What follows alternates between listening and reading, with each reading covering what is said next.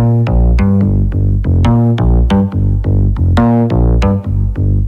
amigos de la República, hoy estamos con el historiador José Ragas. Uno de sus últimos trabajos es el libro publicado en 2022, si mal no recuerdo, bajo el Ujú. sello del IEP titulado Los años de Fujimori 90-2000. Y viene bien en esta entrevista porque hemos visto en estos días cómo a través de una publicación financiada por el Fondo Editorial del Congreso, que en estos momentos además maneja el Fujimorismo, ¿no? A través de la vicepresidencia, se está queriendo vender a los escolares peruanos una especie de historia alternativa en la que el golpe de Estado de abril de 92 fue casi, no sé, como un acto indispensable, necesario, uno diría que casi heroico, ¿no? Que a estas alturas tengamos que seguir debatiendo esos asuntos parece absurdo, pero bueno, acá estamos. Bienvenido, José, gracias por aceptar la entrevista. Enrique, muchas gracias. Un gusto siempre conversar contigo y saludos desde aquí de Santiago. ¿Por qué cree que el fujimorismo, 31 años después, insiste en querer contar una versión del golpe en la que este terminó siendo una solución a la situación de entonces?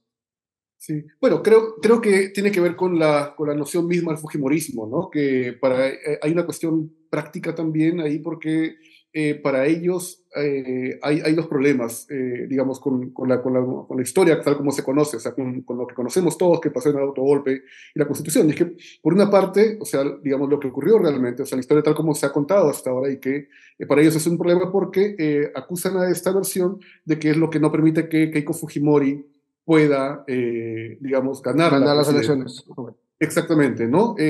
Claro, y por otra parte también porque cuestiona el modelo, el legado también del Fujimorismo a nivel de la supuesto fin de terrorismo, que ellos reactivan cuando les viene bien, y también del modelo económico que implementaron en los años 90, ¿no? Entonces, para ello, como tú lo has dicho bien, crean esta suerte de historia alternativa, donde básicamente, y que se ve en este libro, ¿no? Que ha estado circulando en esta lámina, básicamente se ve que tanto el golpe no es un golpe de Estado, es una interrupción, es una, ¿no? Ujú. Y por otro lado que la Constitución básicamente fue lo que sacó al país del caos, cuando en verdad no se sostiene. Si uno confronta los hechos, si uno contextualiza esto, puede darse cuenta de que en verdad esto no tiene ningún tipo de asidero en la realidad.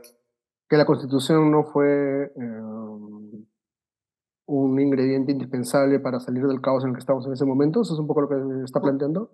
En primer lugar, porque Fujimori en ningún momento durante la campaña electoral, cuando él llegó a la presidencia, propuso esto, ¿no? Además, su presidencia fue improvisada en el sentido del plan, tanto el plan económico como el plan para acabar con el terrorismo, que eran los dos principales flagelos que Ujú. tenía el país en ese momento. Pero además también esto es una suerte de interpretación post facto, ¿no? O sea, digamos, lo que pasó después lo atribuye a esta suerte de momento glorioso, año cero, casi salvador, que tuvo que ver con el cierre del Congreso y la Constitución.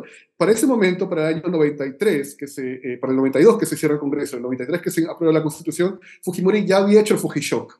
O Ujú, sea, ya claro. Eso había fue en los implementado 90, las medidas. dicho sea de paso, ¿no? Claro, de hecho fue lo primero que hizo, casi en Ujú. las dos primeras semanas al llegar al poder. Y en Claro. segundo lugar, lo que tiene que ver con el terrorismo, la captura de Guzmán, que es como el hito central de eso, fue incluso hecho sin que Fujimori y Montesinos lo sepan, ¿no? Entonces, colocar, digamos, al centro de esto como el cierre del Congreso y la Constitución como elementos salvadores, lo único que hace es tratar de justificar medidas autoritarias como salvadoras de situaciones en crisis, ¿no? Que pasó en los noventas, pero también que puede pasar en cualquier otro momento más adelante y que tiene relación con lo que ha venido diciendo vocero Fujimorismo, comparando Fujimori con Bukele, por ejemplo, ¿no? Entonces, esta idea del Salvador, de Fujimori como el único que pudo haber solucionado las cosas y que no importa que derribe la democracia con medidas como esta, digamos, todo porque el fin justifica los medios, es un discurso completamente peligroso. A eso iba, es que es un doble discurso, no es solamente un discurso peligroso, es un doble Ujú. discurso muy peligroso, porque lo que señala, en buena cuenta, el fujimorismo es que hay golpes que son necesarios. A Castilla le dicen golpista, no le falta razón. Fácilmente, ¿no? Claro, totalmente, sí. Y A no le Vizcarra falta también, razón. ¿no? Claro, Claro, pero a Fujimori ni por asomo se les ocurriría decirle lo mismo, ¿no? Eh, totalmente. Y además, y quizás un aspecto, no sé, yo diría macabro, pero no se me ocurre otro término mejor, por ejemplo, de libros como este que ha publicado el Congreso, es que está dirigido a escolares. O sí, sea, porque, eso es un poco lo que decía al inicio. Está ¿no? dirigido a chicos de prepa. Exactamente, claro, porque parte de la narrativa del Fujimorismo es que a los niños y jóvenes se les enseña mal la historia del Perú, ¿no? Y que se les enseña que en los 90, en verdad, ha sido una época gloriosa, salvada por el líder mesiánico, Alberto Fujimori, y que la idea es cómo cambiar la mentalidad de estos escolares para que ellos conozcan lo que llaman, muy entre comillas, la verdadera historia del Perú. ¿Cree que este clivaje fujimorismo, antifujimorismo, día de hoy sigue teniendo vigencia, José? Por una parte sí, porque creo que no tiene que ver solamente con el Fujimorismo, sino se ha ampliado a prácticas asociadas con el Fujimorismo, ¿no? Independientemente que sean con Fujimori corrupción, lo que tiene que ver con malversación de fondos, lo que tiene que ver con, digamos, compuestos no, digamos, personas no hábiles y una serie de elementos vinculados con él. El problema es que el Fujimorismo sigue teniendo fuerza en los últimos 20 años, entonces creo que hasta cierto punto estamos entrampados en esa dinámica, ¿no? Que deberíamos de haberla superado, pero que, digamos, en todo caso sigue marcando como una suerte de dicotomía entre lo que plantea, entre, digamos, las opciones políticas y que también, por otra parte, significa que corremos el riesgo de elegir a la persona que llega a la segunda vuelta para que no salga Keiko Fujimori, ¿no? Entonces, a veces, digamos, hasta cierta interpretación, nos fijamos más en que no salga Keiko Fujimori, que no debería salir ni llegar al poder nuevamente, pero no se ejerce la misma fiscalización con esos candidatos que llegan, digamos, a esta segunda vuelta, ¿no? Y eso, de alguna forma, también pasó con Castillo, ¿no? Entonces, creo que estamos entrampados en ese sentido, sin que eso signifique reducir la culpabilidad o la responsabilidad que tiene el Fujimorismo y el bloque ultraconservador en las propuestas que quieren llevar al país, ¿no? Y que lo estamos viendo ahora, aún cuando no han ganado las elecciones. No, tienen bastante poder. Ahora, lo ideal sería tener a un fujimorismo pues, que adhiere ideas democráticas. Quiero decir, am, en teoría, Fuerza Popular era el experimento democrático de Exactamente. Keiko Fujimori, ¿no? Pero cuando aparecen publicaciones como estas, uno dice, bueno, es que en realidad Totalmente, sí. termina No, y siendo básicamente una cáscara, ¿no?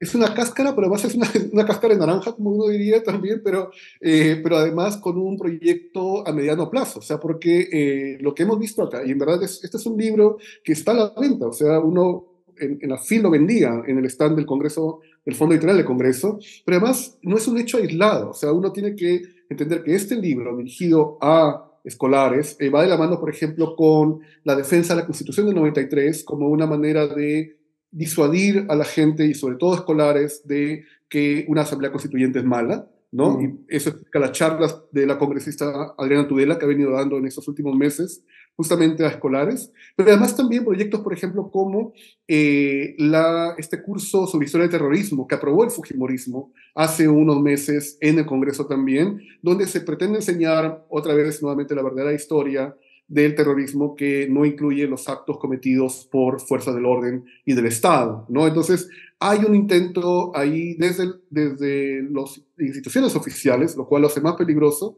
para, digamos, cambiar la narrativa histórica de tal forma que esté orientada hacia lo que quiere no solamente el fujimorismo, sino estos sectores también duros, ultraconservadores y casi de extrema derecha que han cobrado más visibilidad en el país en estos últimos años. Cuando uno habla del fujimorismo, o se está en contra o se está a favor, Uh -huh. ¿no?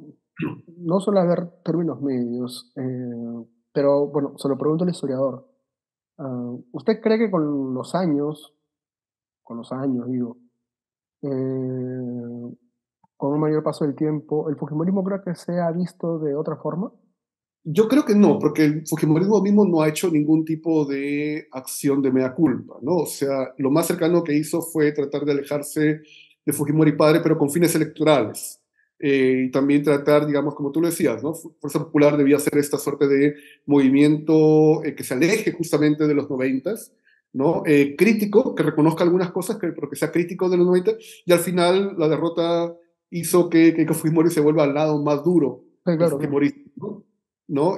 Entonces, creo que no, creo que además en los últimos años hemos visto, de 2016, cuando han tenido la mayoría congresal, hemos visto que lo que han hecho es se han radicalizado.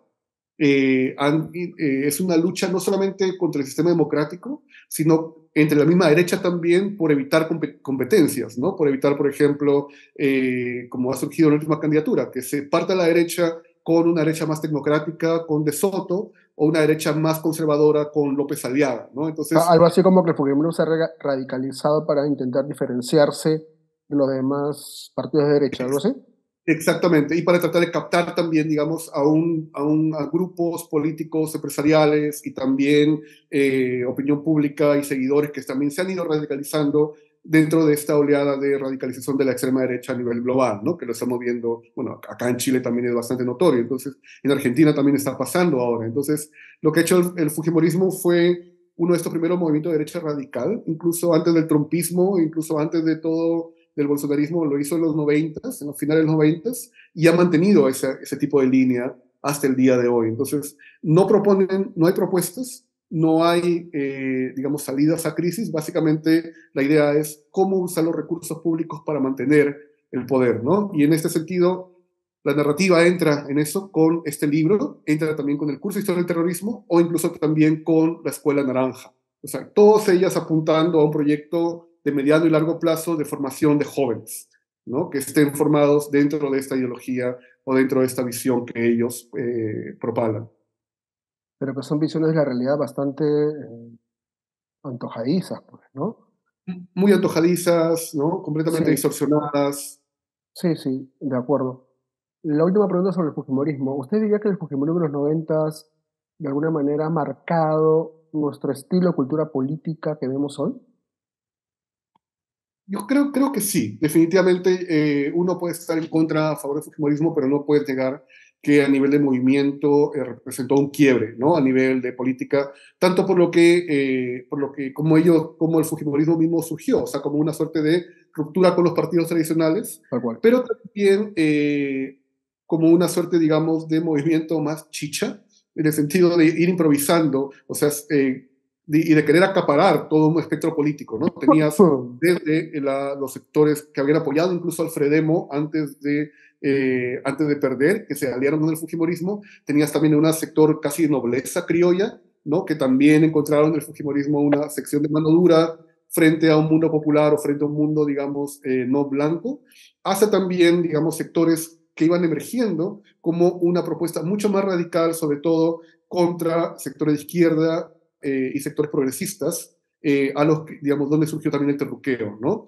Entonces, yo creo que eso, cuando uno mira lo que pasa ahora en el mundo, con esto, con Bolsonaro, con Trump, por ejemplo, ¿no? Lo que está pasando incluso con Milei de Argentina, básicamente eso es lo que pasó en los 90 y que surgió mucho antes en el caso peruano, y que creó justamente la polarización que hasta el día de hoy tenemos, ¿no? Entonces, pero va más allá, tiene que ver también con una cultura de cómo hemos normalizado, por ejemplo, la cuestión de la improvisación, la cuestión de el hecho de aprovechar los fondos públicos, de pasar por encima la cuestión de meritocrática, ¿no? Sin que eso signifique echar toda la culpa a este movimiento, pero sí ha logrado capitalizarlo y básicamente dividir a la sociedad no solamente en dos partes, sino en varias, fragmentarlo a nivel de cultura política.